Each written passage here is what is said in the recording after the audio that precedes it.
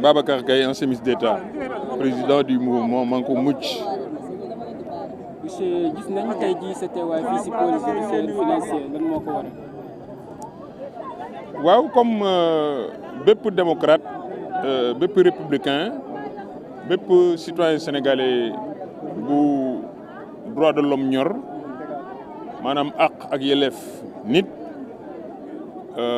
bépp citoyen boo xam ne yoon soxal na la war nga bis bi tey nga bàyyi sa soxla pour ñëw fii ngir symboliquement taxaw fii nga xam ne mooy kanamu pôle judiciaire financier fi nga xam ne Farba Ngom tey moo fi ñëw bi mu tëddee lu ëpp juróom-ñeenti weer ci kaso bi ci ay tuumal yu kenn amagul firnde ngir ñu déglu ko loolu nag dafay indi lu jaaxal askan wi ndax jël nit tëj ko kaso juróom-ñeenti weer ci ay tuumal yoo xam ne ki nga xam ne moo nekk tey premier ministre di Ousmane Sonko dafa yëkkati woon ay kaddu dànkaafu Farba Ngom ne wote yi bu jàllee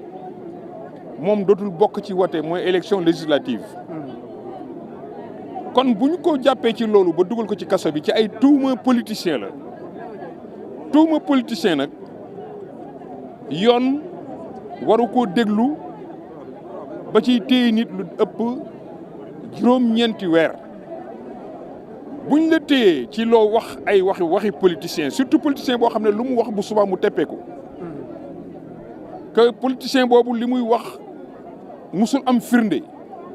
moo xam 94 milliards yi ñu doon wax ci affaire Mamour Diallo moo xam ci 29 milliards yi ñu doon tudd ci Mame Mbaye Niang bañ tëj ko ci bañ condamné ko ci moo xam 1000 milliards yi ñu doon wax ne am na ci benn compte benn sénégalais boo xam ne gis na ko moom moo xam ku mel noonu bu yëkkatee kaddu ne dañu war a jàpp Farba Ngom waratul bokk ci wote buñ ko arrêté yoon naam war naa mën a arrêté sénégalais bu ne waaye bu war a wékku ci waxu politicien dafa war a déglu kooku balaa mu koy mettre sous mandat de dépôt defuñu loolu bàyyi ko kaso pendant 9 mois di seet luñ koy taqal ci diggante bi sax taqal nañ ko fi beneen taqal ndax immunité parlementaire bi ñuy lever waxoon naa ko fii biñ koy lever dafa am lu juge bi bëggoon a xam wax assemblée nationale ne kii député la dafa am luñ koy tuumaal dañ ci war a lever immunité am député yi am nañ sañ-sañ lever immunité am waaye bu ñu indee beneen tuuma bu bees dañu waroon defaat beneen levée de immunité parlementaire bu bees parce que yoon lu mu wax ci assemblée nationale muy loi organique portant règlement intérieur mooy pour chaque cas de levée de l'immunité parlementaire il faut que mu am une décision de l'Assemblée nationale respecté wuñu loolu kon tey dañu am yaakaar ne ñii nga xam ne ñooy magistrat yi te yàlla xam na am na magistrat yu jub ni mu amee ay sénégalais yu dëng noonu la amee aussi ay magistrat yu jub yoo xam ne seen aqulay taala la ñuy àtte ñu yaakaar ne ku téye nit juróom-ñeenti weer di seet loo koy tuumal war nga ñaar benn bi mooy comme décidé nga déglu ko xanaa dafa am loo gis bu boobaa nga teg ko ci taabal ji mu leer naññi ñaar gisoo dara ci moom nga bàyyi ko mu ñibbi te di arrêté nag di bàyyi nit ñi ñu ñibbi di leen takkal ay bracelet électronique parce que loolu ak téye nit kaso moo yem Farba Ngom bu fekkoon ne sax dafa waroon maanaam purger une peine parce que am na lu mu def 9 mois doy na ci ñu téye ko kaso doon surtout que dafa feebar ñëpp xam nañ ko attesté ko médecins yi wax ko experts yi wax ko ñu demaat justice dogal ko malgré tout le pouvoir Pastef cherche à maintenir Farba Ngom dans les lieux de détention contre l'avis des médecins, contre l'avis des experts, contre le droit, contre la volonté populaire et contre certainement les populations du Fouta et surtout particulièrement de Agnam qui attendent encore leur leader. Il est temps que Farba soit libéré et je pense qu'au sortir de cet entretien aujourd'hui, Farba Ngom sortira libre et totalement libre et libéré de toute contrainte de déplacement. Parce qu'en réalité, quand on fait 9 mois de prison, même si on avait fauté, certainement on a encore payé une partie de sa chair, une partie de sa liberté. Kon nag Farba dañ ko war a libéré loolu moo tax ma ñëw fii taxawu Farba Ngom taxawu les militants de Farba Ngom taxawu les partisans de Farba Ngom en tant que citoyen, en tant qu'homme libre, en tant que combattant de la liberté et de la démocratie, en tant que quelqu'un pendant 50 ans qui s'est battu pour que le Sénégal arrive tey fu mu toll. C'est pas parce que mag la c'est pas à 71 ans qu'on va me demander, comme le demandent souvent les garçons impolis de Pastef, da nga war a dem ci jàkka ji. Oui, maa ngi dem ci jàkka ji. waaye dem ci jàkka ji du tere nag li bëgg ci baax ci Sénégal ma ciy wax. du tere bu réew mi soxlaa ma wax ci. du tere fépp foo xam ne dictature mu ngi bëgg installé wu ma xeex ko. di tere lépp lu bon lu ñu def ci réew mi ma dénoncé ko. kuy xaar ma bàyyi.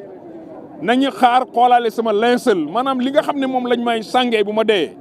loolu mooy tax ma génn ci xeex pour Sénégal loolu mooy tax ma génn ci xeex pour la liberté loolu mooy tax ma génn ci xeex pour les droits humains. parce que en réalité toute ma vie je n'ai fait que ça, c'est pas aujourd'hui que je vais arrêter. S'il vous plaît, monsieur le ministre, tout à l'heure vous disiez que ces droits ont été outrepassés. Aujourd'hui, n'est-il pas un recul en arrière vers la démocratie que vous avez tant combattu? Oui, vous avez posé une question pour ensuite donner la réponse. Naturellement, quand on outrepasse les droits d'un citoyen, c'est un recul d'abord démocratique, c'est une entorse à la Constitution et aux lois, c'est naturellement un pas ou plusieurs pas en arrière, parce que le Sénégal avait franchi quand même beaucoup de pas en faisant beaucoup d'efforts dans ce domaine. Pendant 30 ans, pendant 26 ans, Abdoulaye Wade s'est battu pour la démocratie, pour la liberté d'expression, pour la liberté de manifestation, pour la liberté d'aller et de venir, même pour la liberté de voyager. Avant, pour voyager, il fallait avoir une autorisation de sortie du territoire. On s'est battu pour que les Sénégalais puissent voyager librement s'ils ont la possibilité de le faire. Deuxièmement, il y a un recul notoire, parce qu'en réalité, la juridiction de l'espace politique et le fait du régime Pastef, il y a un recul, parce que imaginez le nombre de couvertures médiatiques que vous, les journalistes, vous avez réalisé à propos de quelqu'un qu'on a attiré devant les juges, qu'on a attiré devant la police, depuis qu'ils sont là, juste 2 ans. Le seul bilan qu'ils ont,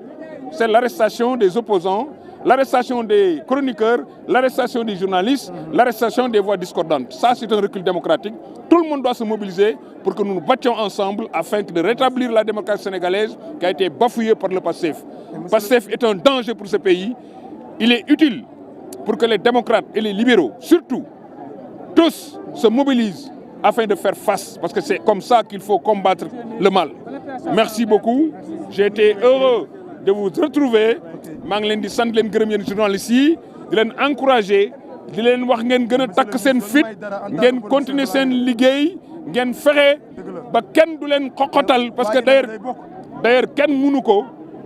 day bokk loolu yëfi ëllëg la mooy benn waaye à l'état actuel du droit moom moo la gën a xam ne mënul bokk ci élection fii ci Sénégal parce que il a été condamné pour perdre ses droits. Il a été condamné parce qu'il ne peut même pas, il ne doit même plus figurer sur les listes électorales. Et tout citoyen a le droit de demander au ministre de l'Intérieur de l'extirper de ces listes électorales en attendant qu'il y ait une autre décision. Dégg naa nag ñu ngi ruumandaat ñoom. Dégg naa ñu ngi ruumandaat. Mobilisation yeeg terrain meeting yeeg bagage yooyu yëpp li ñu ci jublu mooy dañu bëgg kay un jour dem Assemblée nationale ne dañuy modifier la constitution et la loi pour que moom mu bokkaat élection. bu jotee am na lu fi mas a xew ñu bëgg a jël ay décisions par l'Assemblée nationale ils sont mun nañ ko parce que légalement mais illégitime pour le faire parce que on ne légifère pas pour un homme bu boobaa Sénégalais yi seen bopp